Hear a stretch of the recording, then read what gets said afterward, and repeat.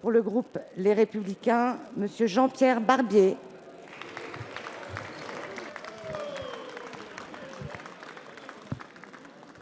Madame la présidente, mes chers collègues, ma question s'adresse à Monsieur le Premier ministre et j'y associe mon collègue Alain Moine-Bressan.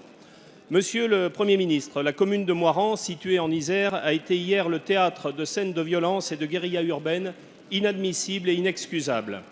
Au prétexte d'une décision de justice défavorable quant à une permission de sortie de prison pour des obsèques, des individus se sont livrés à de véritables actes de guerre civile durant plusieurs heures. Voitures brûlées, bâtiments publics saccagés, routes et voies ferrées bloquées, mairies assiégées, c'est la terreur qui a régné à Moirans.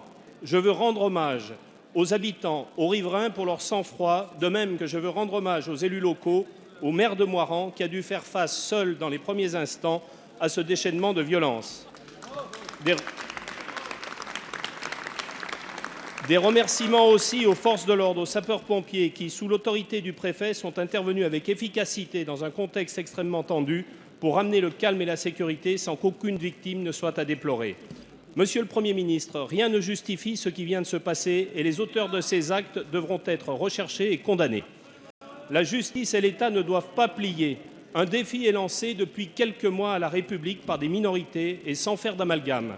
Je considère que toute contestation par la violence d'une décision de justice, qu'elle concerne des enjeux environnementaux ou sociétaux, n'est pas acceptable et ne devrait pas ouvrir de droit au dialogue.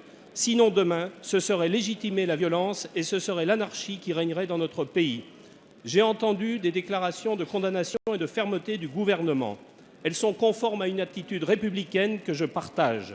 Mais au-delà des déclarations, ce sont des actes qu'attendent aujourd'hui les Français et les habitants de l'Isère sur ce cas particulier, mais aussi de manière plus générale. Êtes-vous prêt, Monsieur le Premier ministre, à adopter cette attitude de fermeté sur l'ensemble des dossiers qui, ces derniers mois, ont émaillé l'actualité? Je vous remercie. Merci. La parole est au Premier ministre. Madame la présidente, monsieur le député Jean-Pierre Barbier, mesdames et messieurs les députés, l'État, la République, c'est l'autorité, ce sont des mots, mais ce sont des actes aussi qui doivent suivre. Vous avez raison.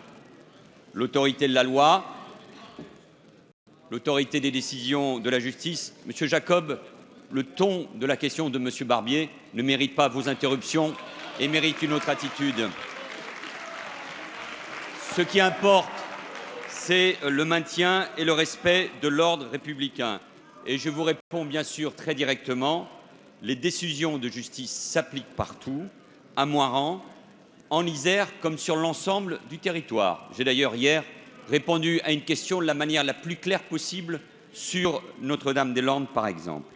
Les troubles ayant eu lieu hier à Moirans, à Voreppe, en Isère, et au centre pénitentiaire d'Éton en Savoie, sont par leur gravité, leur violence inexcusable. Et tout cela choque légitimement nos concitoyens. Et comment pourrait-il en être autrement?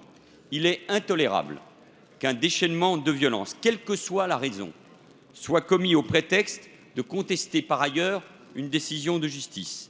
La seule manière légitime de le faire, c'est d'user des voies de recours. Il ne peut pas y avoir d'autre attitude. Hier après-midi, le gouvernement, par la voix du ministre de l'Intérieur, a immédiatement donné des instructions de fermeté au préfet afin que l'ordre républicain soit rétabli. Vous le savez, des unités de forces mobiles ont été dépêchées sur place et elles resteront sur place autant que nécessaire. Le gouvernement veut féliciter les gendarmes, les policiers, les agents pénitentiaires, madame, le préfet, qui ont agi sans qu'il n'y ait de blessés et qui ont agi avec sang-froid grâce à leur maîtrise professionnelle. Et je veux saluer, comme vous l'avez fait aussi, monsieur le député, le maire de Moirans et ses équipes et tous les habitants qui se sont retrouvés face à ce déchaînement de violence. Ceux qui veulent tordre le bras à la justice, tordre le bras aux forces de l'ordre, tordre le bras à la République, s'exposent à une réponse d'une extrême fermeté. Et ils doivent s'attendre, ceux qui ont agi hier, à être implacablement recherchés et poursuivis en justice.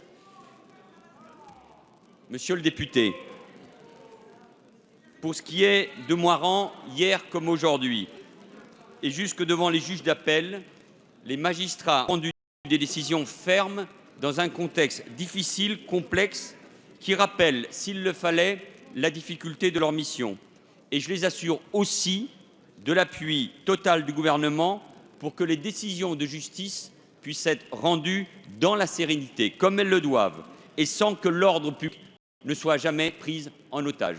Nous répondrons avec la plus grande fermeté, avec les forces de l'ordre et avec la justice, c'est-à-dire aux piliers de l'état de droit face à ces violences. Merci.